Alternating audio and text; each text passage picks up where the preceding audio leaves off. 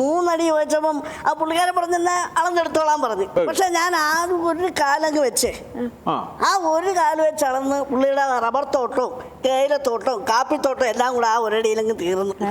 എന്താണ് വെച്ചത്? പിന്നെ 2ാമത്തെ അടി കൊണ്ട് ബാക്കി നെൽപ്പാടും വയലും എന്ന് വേണ്ട വാർത്ത എല്ലാം കൂടെ ഈ 2 അടിയിലും അങ്ങ് തീർന്നു. 2ാമത്തെ അടിയിൽ.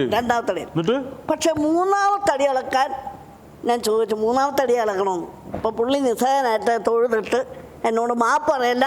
അന്നേരം ഉണ്ടായിരുന്ന വികാരം ദേഷ്യം വെച്ച് ഞാൻ ഒറ്റ ചവിട്ട് വെച്ചു കൊടുത്തു. ആള് ചെറുതാണെങ്കിലും നീ ഭയങ്കരം തന്നെയാണ് ഇട്ടാ. എനിക്ക് അങ്ങനെ ഒരു കയ്യബദ്ധം പറ്റിപ്പോയി. കയ്യബദ്ധം അല്ലല്ലോ, കാലബദ്ധല്ലേ പറ്റിയത്. കയ്യിന്റെയും കാലിന്റെയും വലിപ്പൊക്കെ ഒരേ ലെവലല്ലേ. അപ്പൊ 2 അബദ്ധം എന്തായാലും പറ്റിപ്പോയി. മൂപ്പര് ഉള്ളോട്ട് പോയി ഒരു വിവരമില്ല. പേര് പിന്നെ എവിടേക്കാ പോയെന്ന് പറഞ്ഞ്? പാതാളത്തിലേക്ക്.